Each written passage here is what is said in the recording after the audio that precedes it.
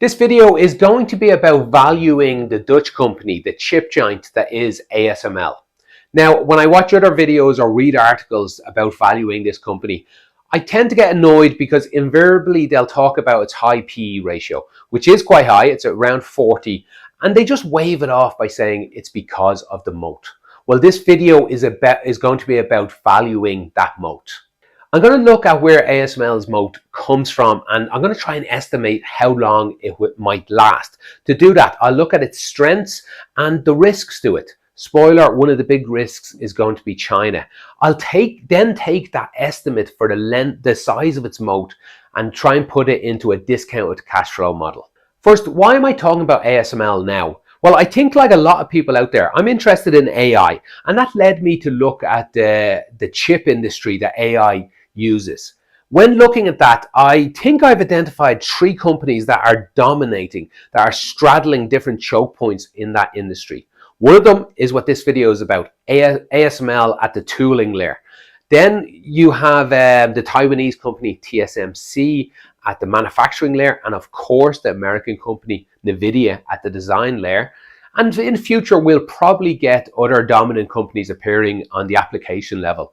I'm thinking Google's Gemini or ChatGPT. But for now, for this video, I wanted to focus on the company that I think has the biggest moat, and that's ASML. So where does ASML's moat come from? I would argue it simply comes from making the most advanced machines in the world. Currently, that's EUV machines, extreme ultraviolet light machines. They are amazing. From their light source, which involves hitting a tiny piece of tin, exploding it, getting EUV light out of that, focusing that light with the world's flattest, smoothest mirrors in the world, all down to a tiny part of a wafer, having that wafer move at amazing speeds and accuracies. These are truly amazing machines that justify their outrageous cost of, I believe, up to 400 million euro. Currently, EUV makes up around 50% of their revenue. That will grow as that is the cutting edge technology now and continuing into the next decade. But I think it is informative to look at the other 50% of their revenue, roughly speaking. That still comes from immersive DUV, that's deep ultraviolet. They first shipped this tool over 20 years ago in 2004. And despite having some competition, it is quite informative to see that they still have 95% market share in that 20-year-old space. Whereas, of course, EUV has been shipping now for about 8 years and it has 100% market share. They are the only game in town. So fine, they have the best machines now. How long is that going to last? I can't answer that, but I'm going to make a guess at it because that's what my valuation depends on. My guess revolves around looking at a few different aspects of the company. First one is EUV has been shipping for about 8 years, but they started working on this 28 years ago in 1997, I believe. That's decades of development, and it cost billions. The only number I could find was a long outdated number of 7 billion, which I think was from 7 or 8 years ago. That number is definitely higher now. We can simply think of it like this. It takes decades and billions to develop. Now, any future competitor will have an advantage. It's already been done. EUV has already been created. They know it works. They have some ideas of how it works. But any competitor is still going to take billions and decades to build this. And even then, you've got to imagine ASML is not standing still. That competitor will probably only get to where ASML was 5 or 10 years ago. Let's go ahead and assume a competitor does develop a technology, a competing technology to EUV. ASML only have a small number of customers, meaning there's only a small number of customers in the world that are interested in this. I think of it as the 3 big ones: TSMC, Intel, Samsung. You could throw Hynix into that. And let's throw in a nameless Chinese competitor into that as well that would be interested in someone willing to sell them these tools. Remember, it's still a massive setup cost to use one of these tools. You don't just plug it in somewhere, you build an entire building around it. That takes years and billions in its own right to set up. That leads to the next aspect. There's a switching cost. That new building needs to be built. That new building needs to be designed in a slightly different way than their old ones. They need to test those machines. That takes years to do. They likely will not have too much faith in this new technology. They know ASML. They know it works. What's even more, they've trained on how to use it. This new technology will come in. They are not sure if it works. They know for a fact that they don't know how to use it well. It took TSMC years to mature their ability to use EUV. It took Intel a little longer. Some would argue they still haven't got the hang of it. My point is that there's massive switching costs if some competitor magically appeared tomorrow and gave you a technology that competes with EUV. That will buy this moat a little more time. So the time and money it would take to develop, the switching costs it would take to change to this new technology, that all adds to the moat. I don't think many people would argue with those points. My next point is probably a little more controversial, and I think some people might even call me naive for making it. I think good customer relations adds to it. As I said, there's only a small number of customers here, and ASML is known for working closely with those customers. Not only in their technology, but in their financing of these machines, in the timing of when they are bought and sold. They will hold back a deal by months, even years, or push things forward as much as they can to help their customers out. Their customers know that they have a reliable supplier in ASML. This fabled new competitor, they can't be that sure in that. That's definitely going to buy ASML an extra year or two of a moat. Okay, putting all that information together, and really we are guessing here. My guesstimate of what ASML's moat is, I would put it in a range of maybe 10 to 20 years. And I would edge closer to the 20. I think just to be a little conservative, I'd probably say 16, maybe 17 years. That's if I did not discuss what I'm about to discuss next, the biggest risk to ASML's moat, and that's China.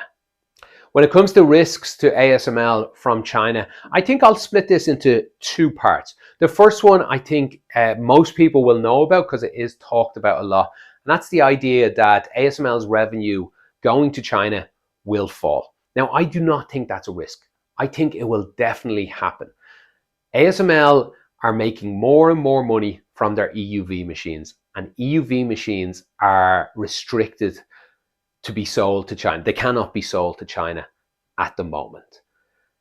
So therefore, their revenue will definitely fall. I do not think we need to worry about something that we know will definitely happen. In fact, I do think there's some upside risk that the Dutch government might lift restrictions and allow ASML to sell to China. I don't think that's on the cards, mainly because some of the parts that go into the machines are actually bought from America, and America still have a ban.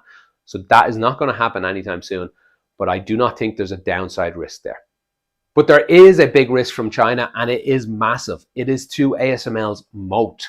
I talked about a company needing to spend billions and decades to compete with them. Guess what China has? They have the money. They have the time. What's more, they don't even need to think in their profit margins after the development costs. Their end goal is to get the chips, not necessarily to make money on it. There's reports that they're spending 37 billion to develop a technology that competes with ASML. China is gunning for ASML, and it is definitely worth taking some time off our estimate for their moat.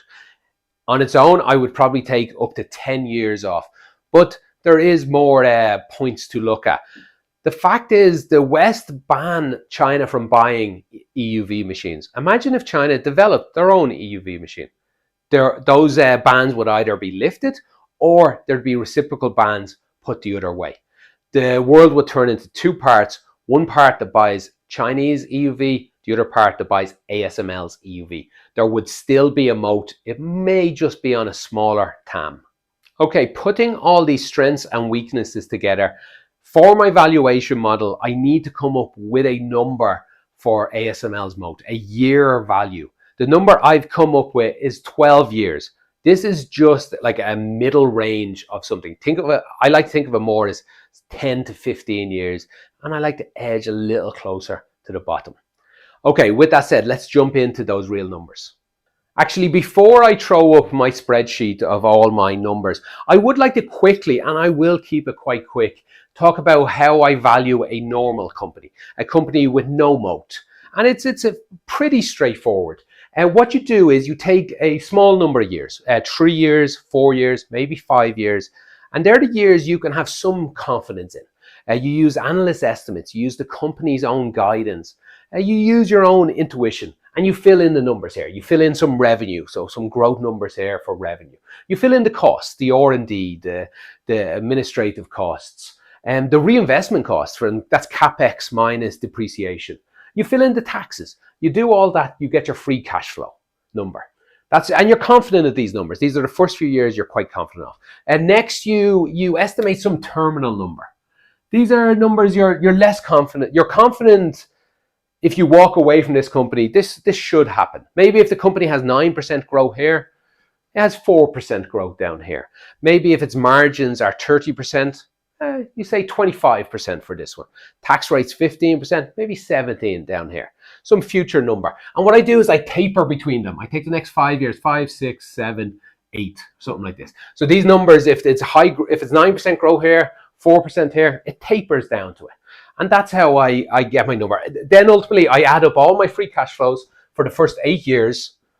That gives you how much money this company will make. Then you do a small calculation for the cash flow for the terminal year. Sorry, the cash flow for the terminal year. That's pretty much its growth rate minus your discount value for this company. And you get some more money that the company should be worth.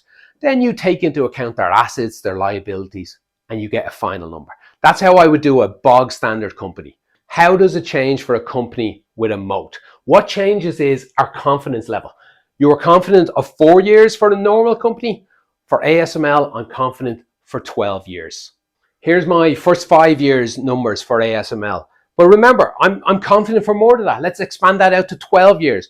And these are strong numbers. I can keep these growth rates high. I can keep these margins high. What helps as well in this case, ASML themselves guide out as far as 2030, which is an amazingly long time for a company to guide. So we can take these 12 years with some level of confidence. Then I start tapering off. So we expand this out to 17 years here, plus a terminal year. That terminal year is still conservative. We are still going, because we have to say, I don't know what the growth's going to be. We have to assume it's going to be low. I don't know what the margins is. It should still be an amazing company, but we have to lower them. We have to lower all of these numbers back there. But we get so much more of that high growth because we are confident of its moat. Now, if you think it has a bigger moat, you can model out farther. If you think it has a smaller moat, you're going to have to model out less time. That will affect the valuation. Okay, we take all of that, the sum of that cash flow, the terminal cash flow. We add on the net debt. That's how much debt it has. Sorry, that's how much cash it has. Take away how much debt it has. We even add on non-operating assets. They recently invested in Anthropic, I believe. We get a total valuation number. I can see there 425 million euros. Divide that by its share count. I get to my valuation of roughly 1,100 euro. Okay, we need to talk about risks more. We've talked about the big risk of China. Well, it's probably not the biggest risk, because the biggest risk, I believe, for you watching this video is me. I've made up a lot of these numbers. This is my intuition tells me that they will grow at these numbers. My intuition tells me their moat is this long.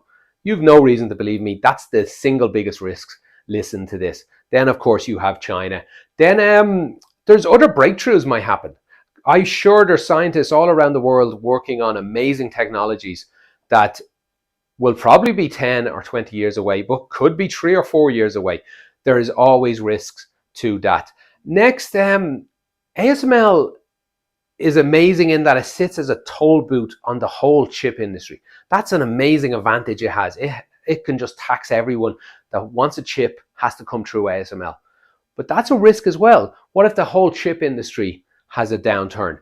ASML has a buffer system. They sell tools 5-6 years out, or 3 or 4 years out. So slight fluctuations don't matter.